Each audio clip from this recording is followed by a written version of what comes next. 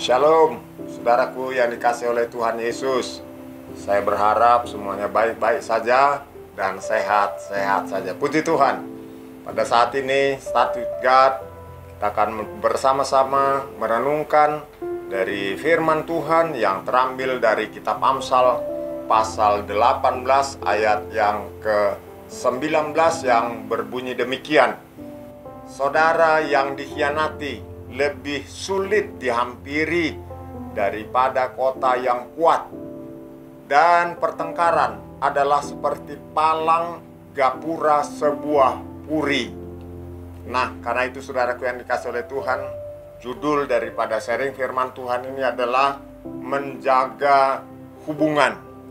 Saudaraku yang dikasih oleh Tuhan, kita perlu membangun hubungan yang pertama dengan Tuhan, yang kedua dengan famili atau keluarga, yang ketiga dengan rekan sekerja, dan yang keempat dengan sesama. Karena itu saudaraku yang dikasih oleh Tuhan, jaga hubungan ini, jangan sampai rusak. Karena kalau sudah rusak, tidak mudah menyatukannya kembali. Tadi di dalam ayat yang kita baca jelas berkata, kalau seseorang merasa disakiti, merasa dikhianati, itu dikatakan sangat sulit untuk menyatukan kembali hubungan tersebut. Lebih mudah menjangkau kota dikatakan tadi daripada untuk membangun hubungan kembali dengan orang-orang yang merasa tersakiti. Karena itu ada beberapa hal yang ingin saya sampaikan. Yang pertama, di dalam membangun hubungan ini, menjaga hubungan ini, jangan jadi pengkhianat. Saudara yang kasih oleh Tuhan, pengkhianat itu dalam kamus bahasa Indonesia dijelaskan di situ artinya setia. Pengkhianat itu artinya tidak curang. Di Alkitab ada contoh antara Yakub dan Esau. Saudara lihat kedua kakak beradik ini. Yakub itu jadi pengkhianat, saudaraku yang kasih oleh Tuhan. Dia mengkhianati Esau. Walaupun pengkhianatannya Yakub itu tidak sendiri dilakukan, ada ibunya di situ yang ikut ya menjadi memodifikasi Yakub. Tetapi yang saya ingin katakan, Yakub itu mengkhianati Esau yang adalah saudara kandungnya sendiri. Apa yang terjadi antara Yakub dan Esau? Itu ada permusuhan.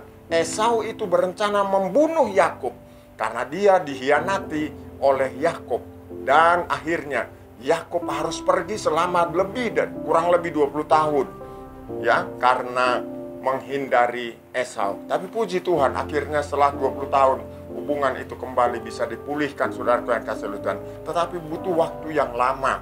Yang kedua, hindari pertengkaran. Ya, hindari pertengkaran. Karena kalau sudah terjadi pertengkaran, saudaraku yang kasih Tuhan, sulit menyatukannya kembali. Yang ketiga, bangun komunikasi yang baik. Belajar berkomunikasi yang baik. Dan yang keempat, jaga kepercayaan. Ini penting, saudara yang kasih oleh Tuhan. Ada ayatnya 1 Korintus 4 ayat 1 dan 2 yang berbunyi demikian. Ini soal kepercayaan. Dikatakan demikianlah hendaknya orang memandang kami sebagai hamba-hamba Kristus yang kepadanya dipercayakan rahasia Allah. Ayat yang kedua, yang akhirnya dituntut dari pelayan-pelayan yang demikian ialah bahwa mereka ternyata dapat dipercaya. Jadi saya ingin tekankan kepada saudara, jaga kepercayaan dalam membangun hubungan. Itu penting sekali, saudara yang dikasih oleh Tuhan. Dan yang terakhir adalah punya kerendahan hati untuk mau meminta maaf kalau kita melakukan kesalahan. Kadang-kadang walau kita tidak salah, kita pun perlu meminta maaf kalau memang terjadi perselisihan. Filipi pasal 2 ayat sampai 5 berkata demikian. Jadi karena dalam Kristus ada nasihat, ada penghiburan kasih, ada persekutuan roh, ada kasih mesra dan belas kasihan. Ayat yang kedua berkata, karena itu sempurnakanlah sukacitaku dengan ini, hendaklah kamu sehati sepikir, dalam satu kasih, satu jiwa, satu tujuan. Ayat yang ketiga, dengan tidak mencari kepentingan diri sendiri atau puji-pujian yang sia-sia.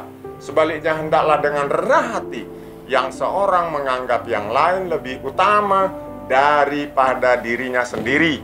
Ayat berikutnya, dan janganlah tiap-tiap orang hanya memperhatikan kepentingannya sendiri, tetapi kepentingan orang lain juga. Hendaklah kamu dalam hidupmu bersama menaruh pikiran dan perasaan yang terdapat juga dalam Kristus Yesus. Aku yang kasih oleh Tuhan, karena itu sebagai anak Tuhan, sekali lagi pesan saya, jaga hubungan dengan Tuhan, bangun hubungan dengan Tuhan, bangun hubungan dengan rekan kerja, dengan famili, dengan keluarga, dan dengan sesama manusia. Doa saya rindu mendoakan saudara, Bapak Ibu Saudara yang dikasih oleh Tuhan yang menyaksikan tayangan ini.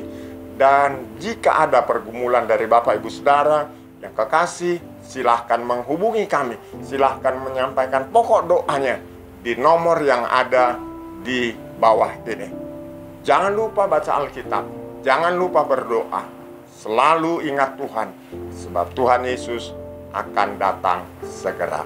Tuhan Yesus memberkati saudara. Haleluya. Mari kita berdoa. Bapa, dalam nama Tuhan Yesus, pada kesempatan ini Tuhan, hamba-Mu berdoa untuk semua siapapun yang menyaksikan tayangan ini.